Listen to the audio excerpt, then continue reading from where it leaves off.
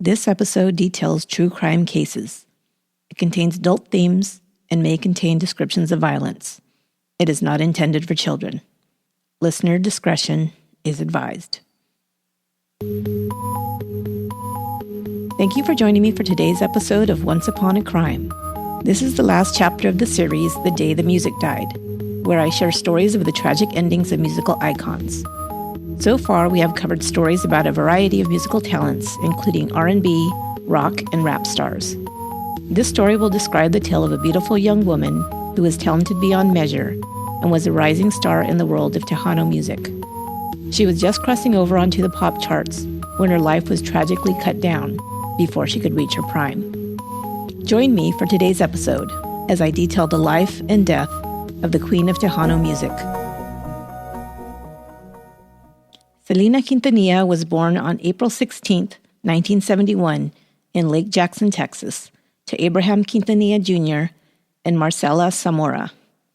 Abraham and Marcela were married in 1963. Abraham was of Mexican-American descent, and Marcela was half Mexican-American and half Cherokee. They moved to the Corpus Christi area of Texas and began a family. They had 3 children, a son, Abraham III, and 2 daughters, Suzette and Selena. Selena was their youngest child. Abraham took a job at Dow Chemical to provide for his family. But Abraham's first love had always been music. He loved to sing as a youngster and was enamored of doo-wop and rock music, learning to perform popular songs of the 1950s by groups like the Four Aces and the Mills Brothers. He joined a local group in 1957 called the Dinos, or Los Dinos, as the Mexican locals dubbed them. They performed at parties and high school dances around Corpus Christi and recorded a single in 1959 that sold 150,000 copies and was played on local radio stations. They began to get booked at venues across Texas, but when some club owners discovered that they were of Mexican descent, they encountered racism, with some places unwilling to allow them to play. They were also rejected at motels and other establishments in mostly white neighborhoods. Soon after, in 1961, Abraham was drafted into the Army, which ended his musical career. But still loving to play and sing, he taught his son to play guitar, and they would often practice songs together. Selena loved to listen to the guitars and sing along. By the time she was 6 years old, Abraham recognized that Selena was musically gifted.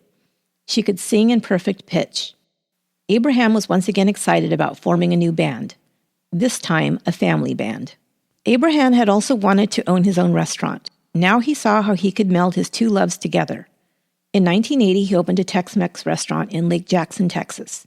He built a small stage in the dining room where his family could perform, with his son, who was nicknamed AB, on guitar, and Selena as the lead singer. His oldest daughter, Suzette, was drafted as the drummer. She was not thrilled with this role, finding it embarrassing that her school friends, she was now a teen, would come into the restaurant and see her banging away on the drums. She didn't think that girls should play the drums, and Abraham named the band Selena y los Dinos. Things were going well at first. The restaurant was busy, and the band was beginning to learn to really play. Selena was a natural. For a little girl, she had a powerful voice, and people flocked to the restaurant to see her perform. But the oil glut caused many to lose their jobs beginning in the early 1980s, and Texas was hit hard by the recession. By 1982, Abraham was forced to close the restaurant, and having quit his job at Dow Chemical, the family lost everything they had worked for. They had to declare bankruptcy and were evicted from their home. Seeing no other choice, Abraham decided they needed to work full-time on the band and pushed hard to promote it. They played everywhere they could make a few bucks, at weddings, at fairs, and even on street corners where they would pass a hat in hopes of making a few dollars. Abraham purchased a used van and packed up the family to find more venues and bigger audiences to play to. As they were constantly on the road, Selena was pulled out of school in the 8th grade. She continued her high school education through correspondence courses, completing her high school diploma at the age of 17 without the benefit of a teacher or tutor. She was even accepted into Louisiana State University, but by that time, she and the band were award-winning musical artists. Abraham soon decided that the band should perform Tejano music. He remembered how hard it was to be accepted as a pop group when he was a young man, and knew that they would have an easier time being accepted performing traditional Mexican songs. Tejano music, a mixture of traditional Mexican folk music, polkas, and country western music sung in Spanish with English mixed in, sometimes called Spanglish, was very popular in Texas and throughout the Southwest. They were able to book venues from California to Florida, with Selena, the cute little girl with the big voice, as its main draw. Selena learned to sing songs in Spanish phonetically. She did not speak any Spanish and had to memorize the songs. Her brother A.B. began to write original songs and arrange the music for the band as well. In 1984, when Selena was 13 years old, Selena y los Dinos recorded their first LP, simply titled Selena y los Dinos. In 1985, to promote the album, Selena appeared on a popular Spanish-language talk show, The Johnny Canales Show. Selena learned to speak enough Spanish to be interviewed on Latino television and radio shows. She became featured regularly on The Johnny Canales Show, among other programs, as their popularity increased. When she was 15, the band had their first single titled Dame un beso, or Kiss Me, an original song written by A.B. A.B. also began to produce and arrange new music, taking Tejano music in a fresher, newer direction. Tejano audiences had previously been older, more traditional Mexican audiences, but A.B. began to introduce sounds that resonated with younger audiences. By the mid-1980s, the band began to fuse the traditional Tejano sound with R&B, Colombian cumbia rhythms, and pop music to reach a wider and younger audience. They added a keyboardist, Ricky Vela. Another reason the band stood out was that Tejano music had long been traditionally male-dominated. It was rare that a female singer was featured, and almost non-existent that a female would front a Tejano group.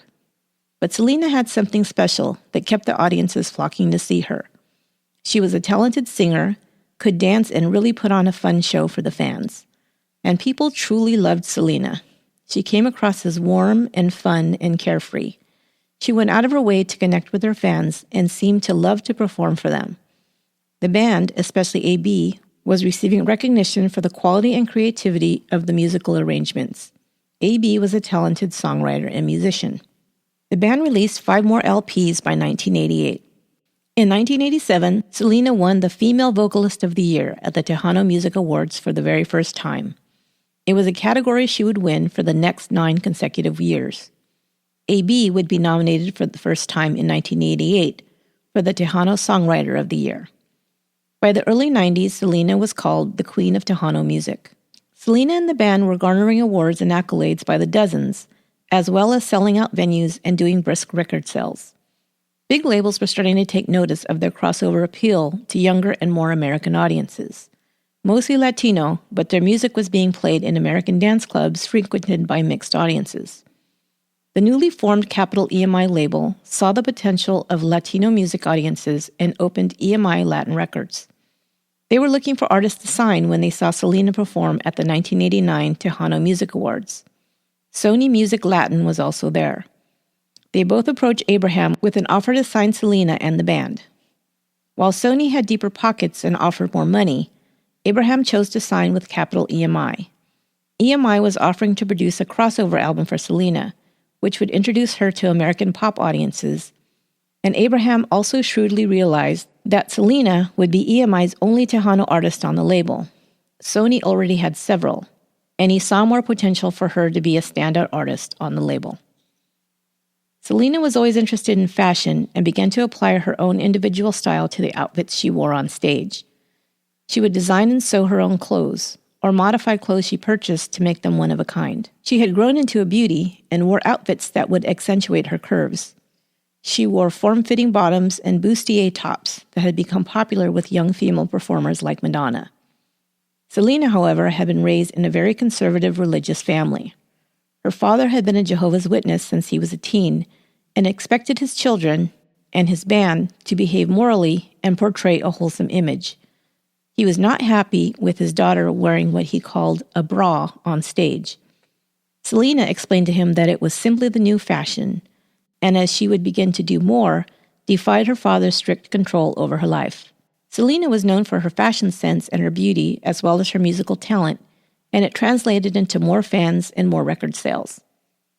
In 1989, when Selena was 18 years old, Coca-Cola asked her to be their spokesperson in Texas. The jingle for the first two commercials were composed by her brother A.B. and their new guitarist, Chris Perez.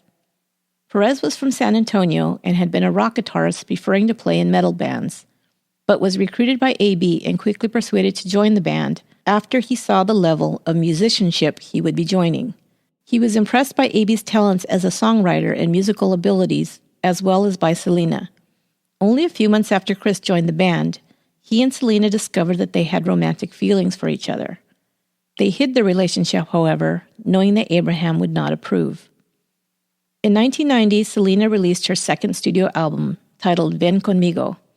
One of the tracks was an updated Mexican cumbia number that quickly became popular and was one of Selena's biggest selling singles.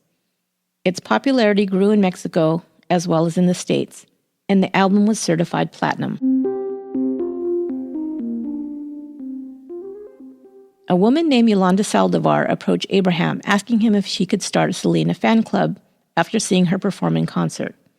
At first, he declined the offer, but she was persistent and he finally relented. Yolanda Saldivar became Selena's fan club president in 1991. Yolanda was a registered nurse, middle-aged, short, and plain. She was devoted to Selena and handled her fan mail and sent out photos and premiums to her paid fan club members. She also organized appearances and autograph signings. She lived in San Antonio, and whenever Selena and the band were in town, as they often were, Yolanda was by her side. She became a trusted assistant, and Selena believed a good friend. Selena took her on trips with her after she made her personal assistant. Later that year, Abraham learned of the relationship between Chris and Selena and was furious. He insulted Chris and accused him of trying to use Selena for her money and her fame. An argument between Selena and her father ensued, and Abraham threatened to break up the band if Chris did not leave immediately. Chris relented and was fired from the band. Selena and Chris continued to see each other secretly.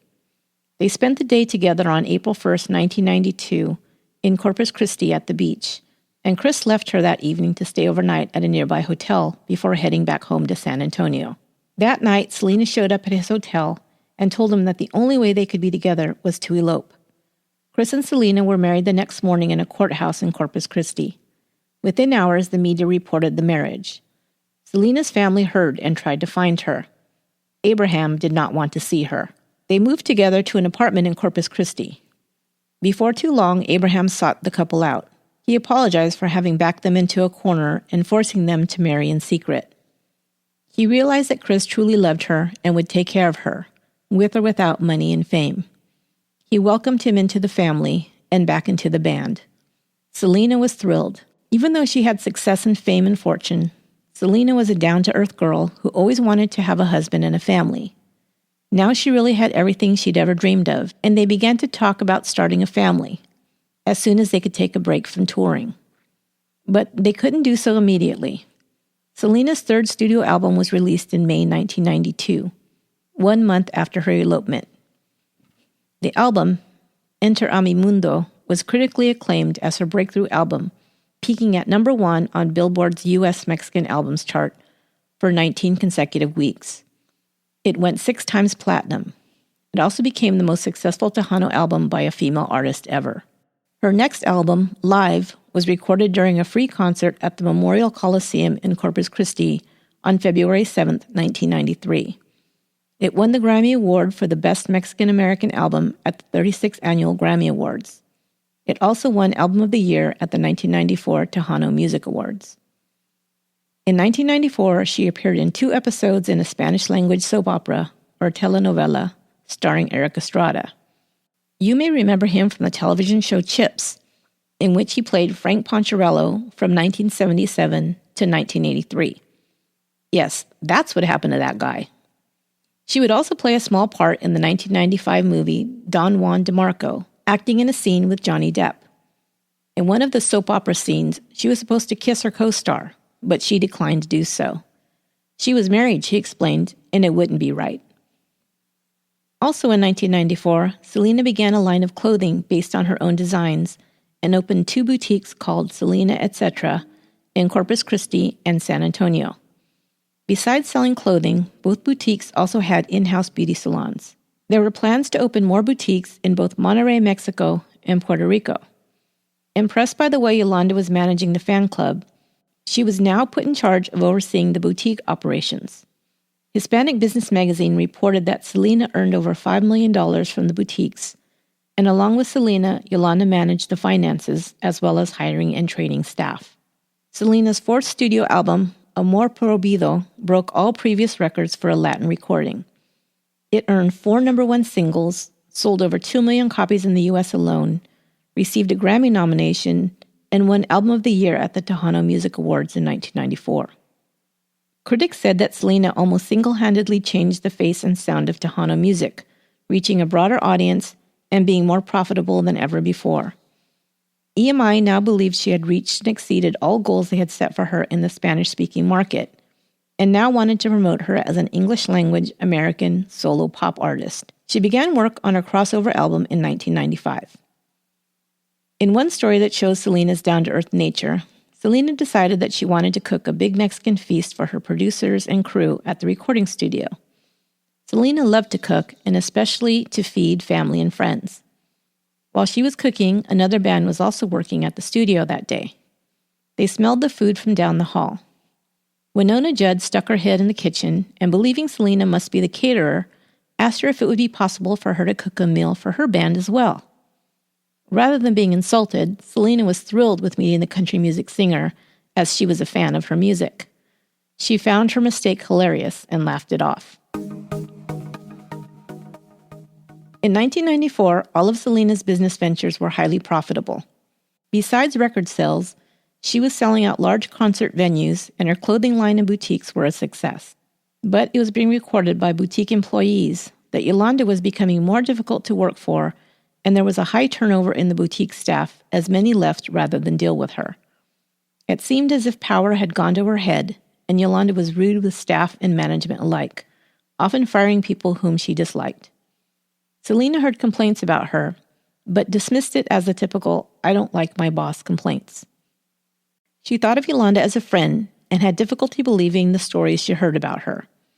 When the staff couldn't get Selena to listen to their complaints, they then approached Abraham with their concerns. He took them seriously and told Selena to be careful and that Saldivar might not be as trustworthy as she thought. Selena, believing her dad to be too cautious and judgmental, told him not to worry. She thought he was just being negative as usual and making too much of things.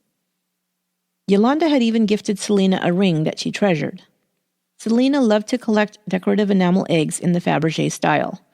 Knowing this, Yolanda had a ring made for her. It was gold, with a white gold egg set at the top of it. 52 tiny diamonds were embedded in the egg, and the initial S was inscribed on the band. Selena loved the gift and wore it always. What she didn't know was that all of the boutique employees had pooled their money for the gift and had given it to Yolanda to purchase it. But Yolanda told Selena the gift was from her. It was also later discovered that Yolanda had pocketed the money the employees had given her and used Selena's own American Express card to purchase the $3,000 ring.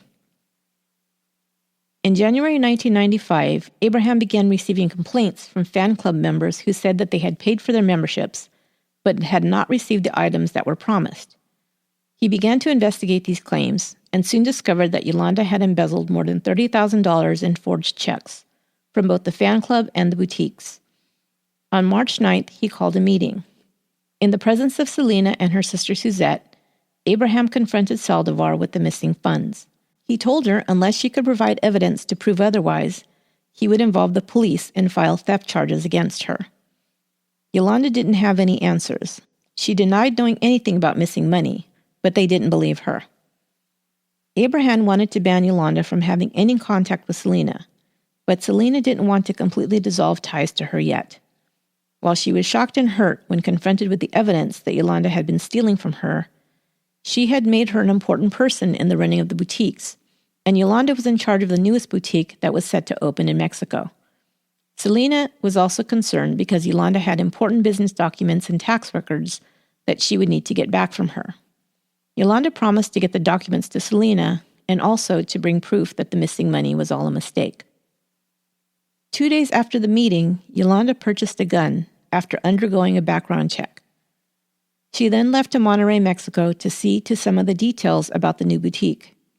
While she was gone, Selena talked to some of the boutique employees and found that many of them had complaints about her behavior, and also that they believed that she might be stealing from the stores.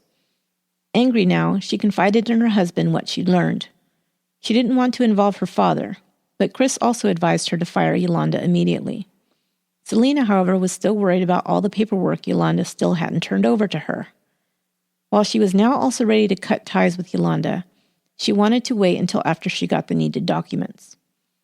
On March 15th, Selena met with Yolanda at a restaurant outside of Corpus Christi. Yolanda wouldn't come to the boutique, she said, because she had been receiving threatening phone calls.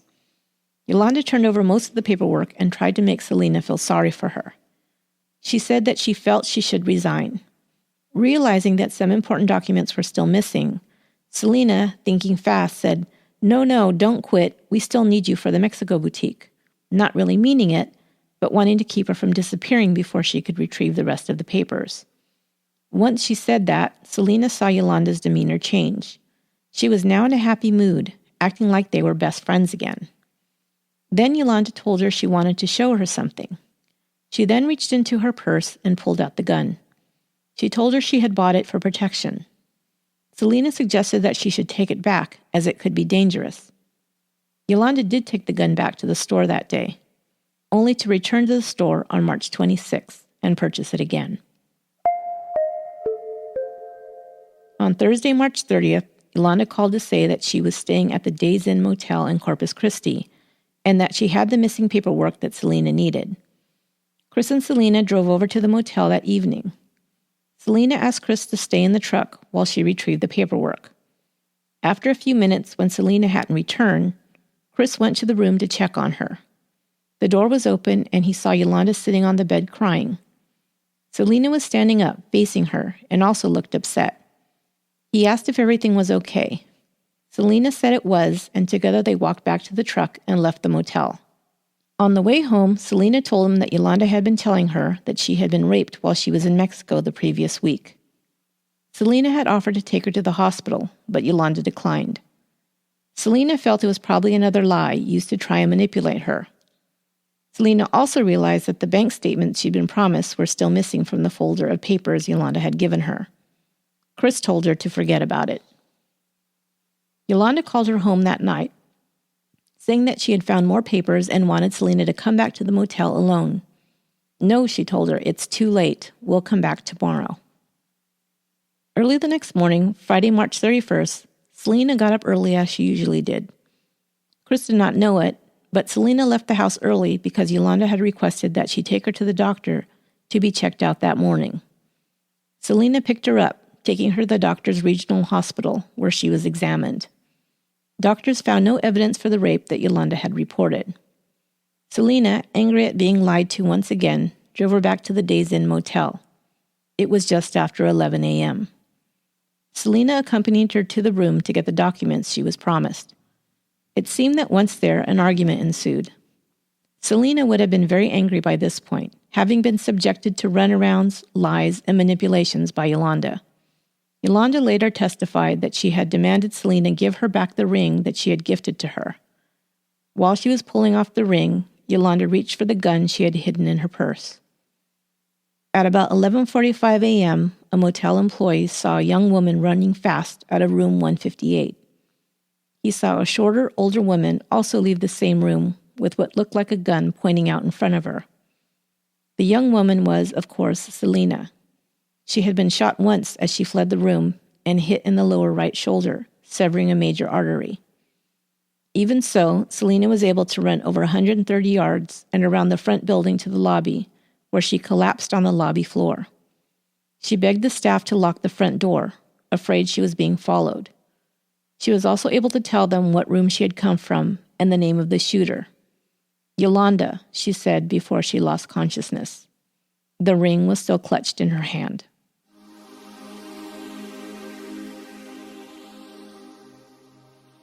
Motel employees later testified that they had witnessed Yolanda Saldivar follow after Selena before losing sight of her and calling out "bitch" when she couldn't find her. She then ran to her pickup truck in the parking lot and drove off. She was circling the motel.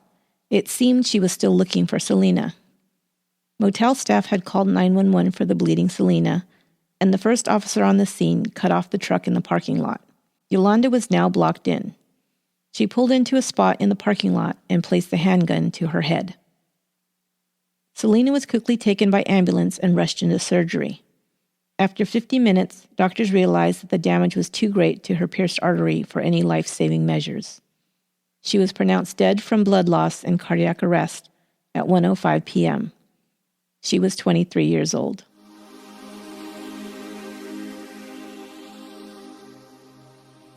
By 1 p.m., the Days Inn was surrounded. Besides dozens of police cruisers surrounding the parking lot, the SWAT team was also called in. Yolanda had now been locked in her truck for over an hour with the gun pointed at her head. The streets for several blocks around the motel were cordoned off. The public had heard of the shooting and the unfolding drama at the Days Inn and were coming from miles around to find out what was happening. A cell phone was run out to the truck, and a police negotiator was working on getting her to put the gun down and come out of the truck.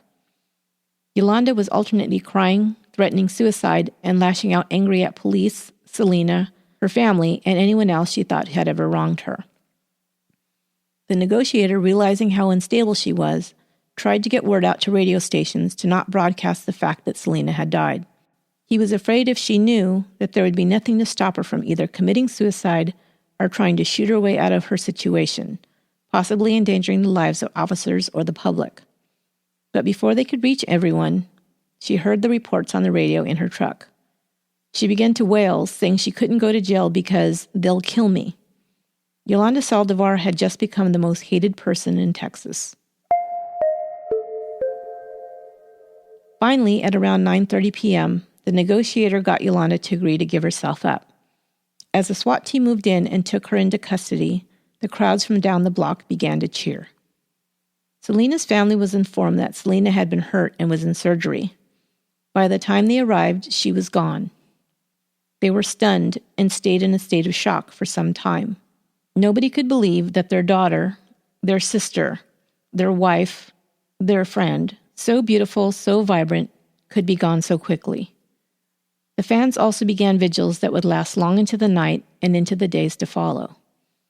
The area around the motel was ground zero, with weeping fans bringing flowers, letters, and playing her songs. It was a place to gather with others who loved her and were feeling a sense of loss as well. Meanwhile, Yolanda Saldivar was being interviewed at police headquarters in Corpus Christi. She declined to have an attorney present. While earlier that day, she told the police negotiator that the shooting was an accident, she said she'd brought the gun to kill herself and it had accidentally went off and shot Selena. She now calmly confessed to having shot Selena in the back as she was leaving the motel room. Her story, however, would change once again when she was put on trial. Her defense attorneys would try and make a case for accidental shooting. They would say that her confession had been coerced and that she had repeatedly told them during the standoff and afterwards during her interview that it was an accident, but that part had not been added to her signed confession. They would also say in their opening statements that Yolanda had been driven to carrying a gun because she was afraid of Selena's father.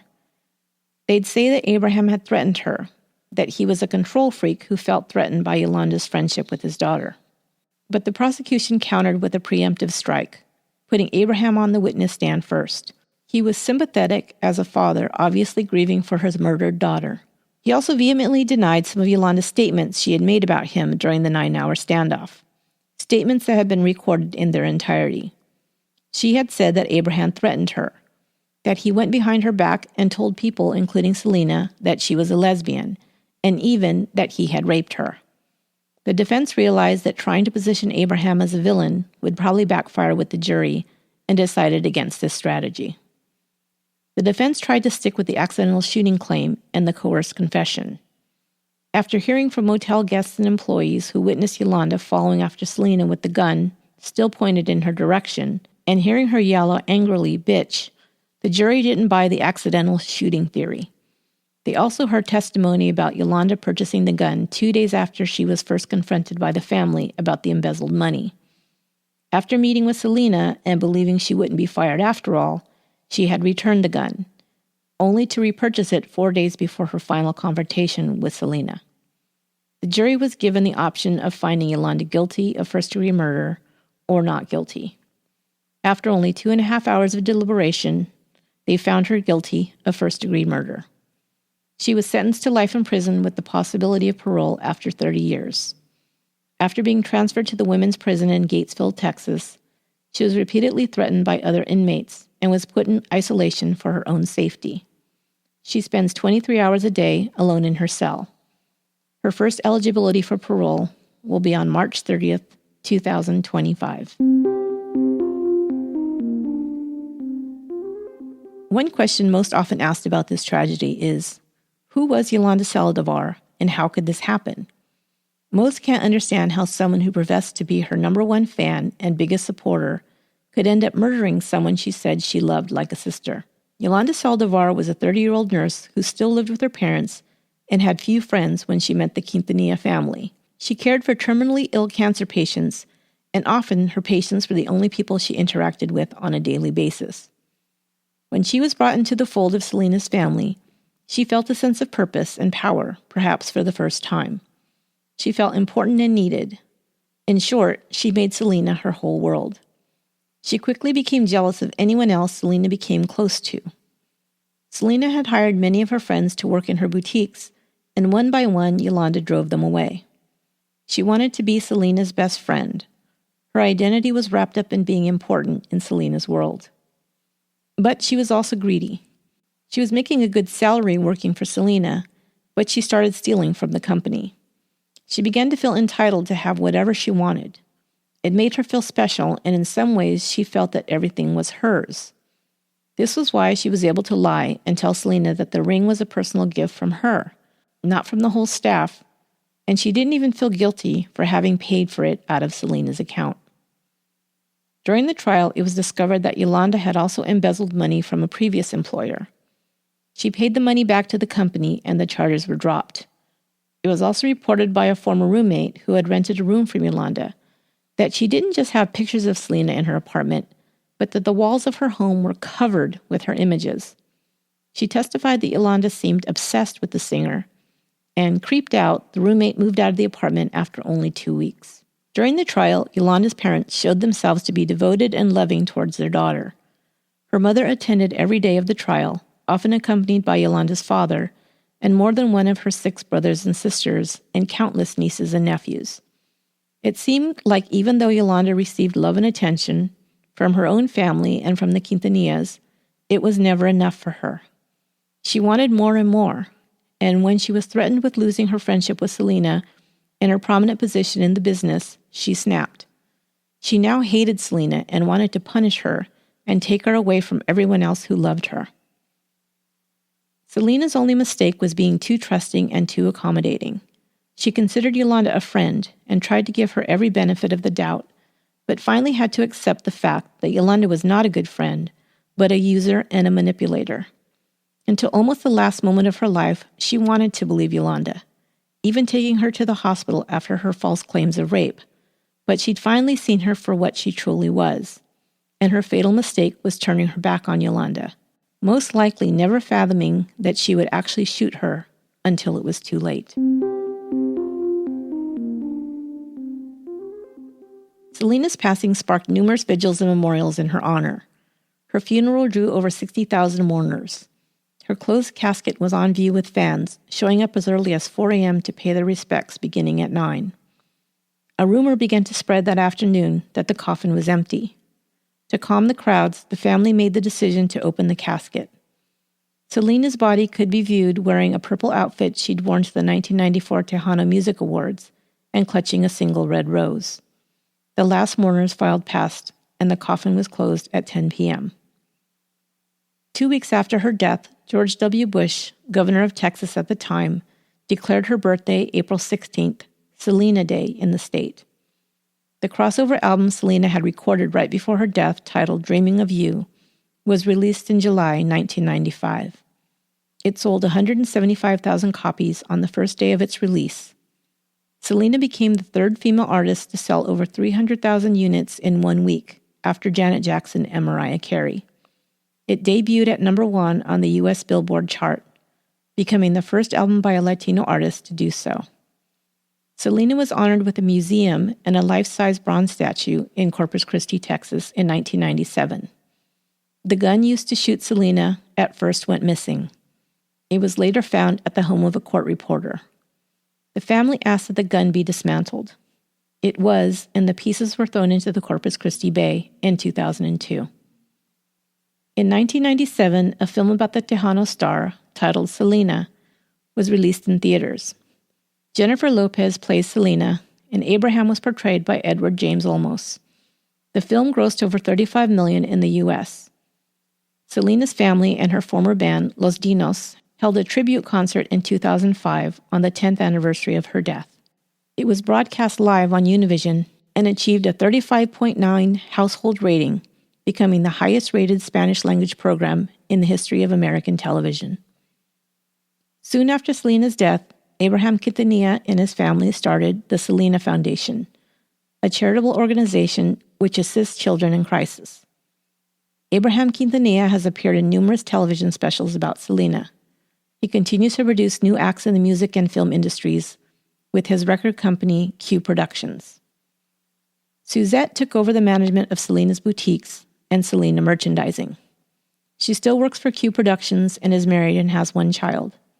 She recently ran the campaign for the Selena line of MAC Cosmetics. AB, along with Chris Perez, his brother-in-law, and Selena's widower, started the group Cumbia All-Stars in 2006. They have become immensely popular in South America. AB has 8 children and recently announced he was splitting up with his wife. Chris Perez, devastated over the loss of his wife, began using drugs and alcohol for a time after her death. He stayed close to the Quintanilla family. He met Vanessa Villanueva in San Antonio and married again in 2001. He had 2 children with her before they divorced in 2008. In 2011, he wrote a memoir about his time with Selena in a best-selling book titled To Selena with Love.